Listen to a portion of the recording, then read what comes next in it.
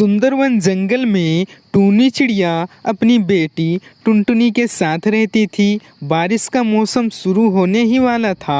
एक दिन टूनी चिड़िया अपनी घर की मरम्मत कर रही थी, तभी बारिश होने लगती है। ये क्या, अभी तो घर की मरम्मत भी नहीं हुई है पूरी तरह से और ये बारिश शुरू होने लगी। टुनटुनी बेटा, तू जल्दी से घर के अंदर चली जा, वरना बारिश की वजह से तेरी तबीयत खराब हो जाएगी। टुनटुनी घर के अंदर चली जाती है और एक कोने में बैठ जाती है। कुछ घंटे बीत जाते हैं, फिर भी बारिश नहीं रुकती है। माँ, तुम भी घर के अंदर आ जाओ, वरना बारिश से भीग जाओगी और इतनी बारिश में हमें डॉक्टर भी नहीं मिलेगा। इस तरह 2 दिन बीत जाते हैं, लेकिन बारिश रुकने का नाम ही नहीं ले रही थी। बेटा, तू जाके कोने में बैठ जा, मैं तुम्हारे लिए राशन का इंतजाम करती हूँ। पता या नहीं बारिश कितनों दिनों तक होने वाली है। पर माँ, बाहर इतनी तेज बारिश हो रही है, तुम इतनी बारिश में कैसे जाओगी? टुनटुनी बेटा, भोजन का इंतजाम हमें करना ही पड़ेगा। मैं इतना दूर बाहर नहीं जाऊंगी और जल्दी से भोजन लेकर आती हूँ। इतना कहकर टूनी चिड़िया राशन लेने के लिए घर से बाहर निकल जाती है। अरे बाप रे, यहाँ पर तो इतना सारा पानी भरा हुआ है। टूनी चिड़िया किसी तरह सुंदर काका की दुकान पे पहुँचती है। बारिश होने के कारण सुंदर काका भी उदास बैठा हुआ था। अरे सुंदर काका, मुझे जल्दी से राशन दे दो, बारिश भी बहुत तेज हो रही है और घर पे टूनी अकेली है। अरे टूनी, तुझे दिख नहीं रहा मेरी खाली दुकान? इस पानी के वजह से मेरा सारा अनाज इस पानी में बह गया है। थोड़ा बहुत बचा हुआ है जो मैं अपने लिए बचा कर रखा हूँ। तुझे मैं अनाज नहीं दे सकता हूँ। वहाँ से टूनी खाली हाथ ही घर की तरफ लौट जाती है। मम्मी, मुझे कुछ खाने के लिए दो, भूख की वजह से मेरा पेट भी दर्द कर रहा है। हाय रे मेरी बच्ची, कितनी भूखी हुई है, पर हे ईश्वर, इतने बारिश में मैं अनाज कहाँ से लेकर आऊँ? तभी टूनी के घर के बाहर हरी तोती आती है। टूनी, ये ले कुछ भुट्टे, मैं तुम्हारे और तुम्हारे टुनटुनी के लिए कुछ अनाज लेकर आई हूँ। हरी तोती बहन, तुम इतने बारिश में ये अनाज कहाँ से लेकर आई हो? ये भुट्टे तो मैं अपने खेत से तोड़ के लाई हूँ, तुम्हारे लिए और तुम्हारे बेटी टुनटुनी के लिए। हरी तोती बहन, आपका बहुत बहुत शुक्रिया जो आप इतने बारिश में हमारे लिए काम आई हो, वरना मेरी बेटी भूख की वजह से मर जाती।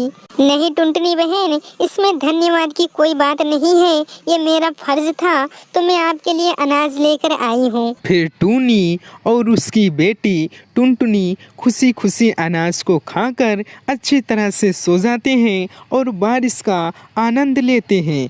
तो हमें हर पक्षी या इंसान की मदद अवश्य करना चाहिए। यह कहानी सुंदरवन जंगल की है, जहाँ सारे पक्षी अपने अपने मजबूत घर में रहा करते थे। उसी जंगल में एक गरीब टूनी चिड़िया पेड़ के डाली पर रहा करती थी। उसका ना ही तो कोई घर था और ना ही कोई परिवार था। वह बिल्कुल अकेली थी। उसकी इस मजबूरी के कारण कोई पक्षी उसकी मदद नहीं करता था। इन दिनों बारिश का मौसम आने वाला था। सभी पक्षी अपने अपने घरों को मजबूत कर लिया था, ताकि बारिश के पानी से उन्हें किसी भी समस्या का सामना न करना पड़े। एक दिन टूनी चिड़िया डाल पर बैठी हुई थी, तभी उसके पास कुछ पक्षी आते हैं। अरे देखो पक्षियों, यह गरीब चिड़िया कैसे डाल पर बैठकर अपनी जिंदगी गुजार रही है।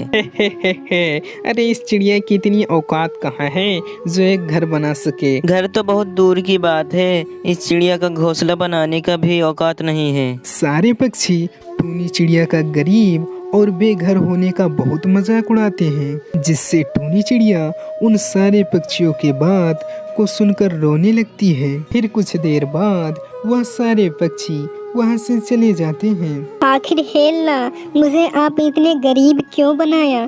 क्यों मैं इस संसार में अकेली हूँ और मेरा कोई परिवार नहीं है? सारे पक्षी मेरे गरीबी का मजाक उड़ाते हैं। बेचारी टूनी चिड़िया उसी डाल पर बैठकर अपने भाग्य को कोसने लगती है और देखते ही देखते रात हो जाती है। टूनी चिड़िया उदास होकर उसी डाल पे सो जाती है। तभी बहुत तेज आवाज के साथ बारिश आती है और जंगल की सारी डालियाँ टूट जाती है।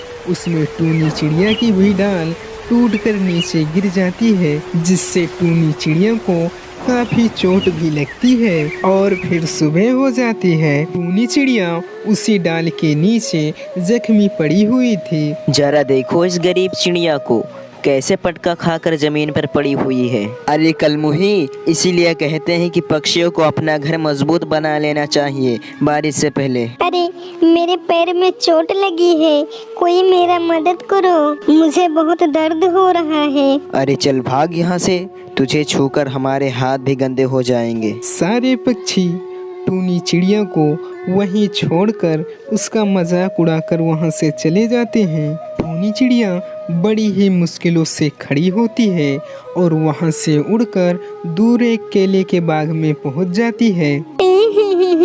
सारे पक्षियों ने मुझे अच्छा ही कहा है, मुझे एक घर बना लेना चाहिए, वरना बारिश के मौसम में मेरा हालात और भी खराब हो जाएगा।